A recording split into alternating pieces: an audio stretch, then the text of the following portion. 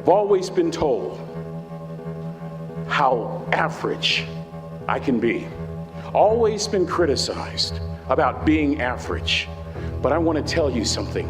I stand here before you, before all of these people, not listening to those words, but telling myself every single day to shoot for the stars, to be the best that I can be. Good enough isn't good enough if it can be better, and better isn't good enough if it can be best. I learned how to make an impact from the wisest person I ever met in my life, a third grade dropout. That third grade dropout, the wisest person I ever met in my life, who taught me to combine knowledge and wisdom to make an impact, was my father. My father, wisest man I ever met in my life. My father taught himself how to read, taught himself how to write, decided in the midst of Jim Crowism, as America was breathing the last gasp of the Civil War, my father decided he was going to stand and be a man. Not a black man, not a brown man, not a white man, but a man. He literally challenged himself to be the best that he could all the days of his life. I have 4 degrees. My brother is a judge. We're not the smartest ones in our family. It's a third grade dropout daddy. A third grade dropout daddy who was quoting Michelangelo when he was a cook at Cal Maritime, saying to us, boys, I won't have a problem if you aim high and miss, but I'm gonna have a real issue if you aim low and hit. A country mother quoting Henry Ford, saying if you think you can or if you think you can't, you're right. You see, it takes knowledge and wisdom combined to grow your influence so that you'll make an impact.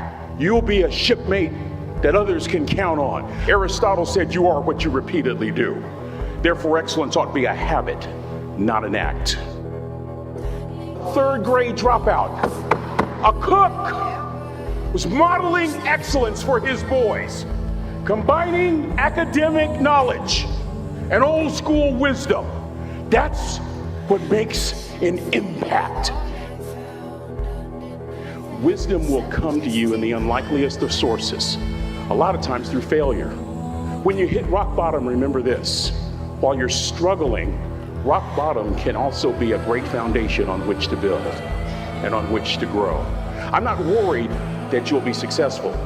I'm worried that you won't fail from time to time. The person that gets up off the canvas and keeps growing, that's the person that will continue to grow their influence. I met the finest woman I'd ever met in my life, Trina Williams from Lompoc, California, and we were all dancing and we're just excited. And I decided in the middle of dancing with her that I would ask her for her phone number. The next day we walked to Baskin & Robbins ice cream parlor. My friends couldn't believe it. This has been 40 years ago, and my friends still can't believe it. We go on a second date, and a third date, and a fourth date. We go together for a year, 2 years, 3 years, 4 years. By now, Trina's a senior in college. We get married, we have a few children. Our lives are great. One day, Trina finds a lump in her left breast. Breast cancer.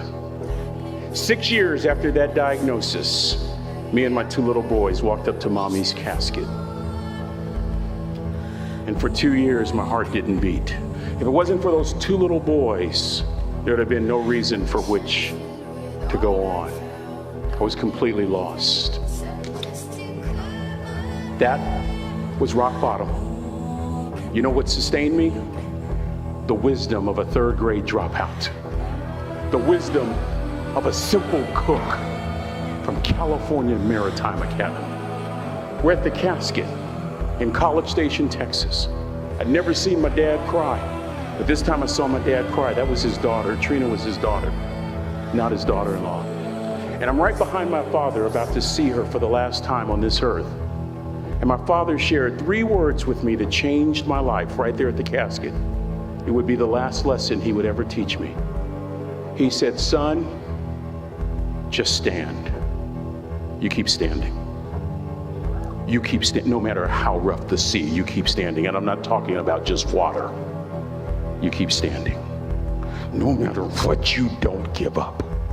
I learned that lesson from a third grade dropout who was a cook at Cal Maritime, who said, boy, you keep standing, no matter what. I stood and a miracle took place. Let me take you back to 2 days before Trina died. No hair because of chemotherapy, cadets. A tummy pooched out because of a liver no longer working. She weighed about 75 pounds. And as clearly as I'm talking to you today, these were some of her last words to me. She looked me in the eye and she said, it doesn't matter to me any longer how long I live.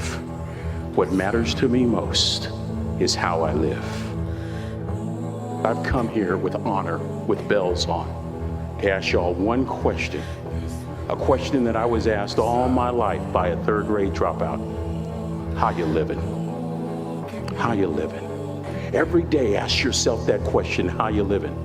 Here's what a cook in the dining center would suggest you to live this way. That you would not judge, that you would show up early, that you'd be kind, that if you're gonna do something, you do it the right way. That cook would tell you this, that it's never wrong to do the right thing, that how you do anything is how you do everything. And in that way, you will grow your influence to make an impact. In that way, you will honor all those who have gone before you, who have invested in you, from teachers to grandparents to mom and dad.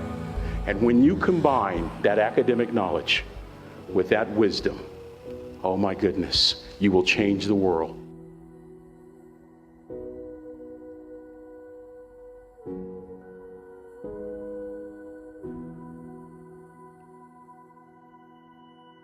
Thank you.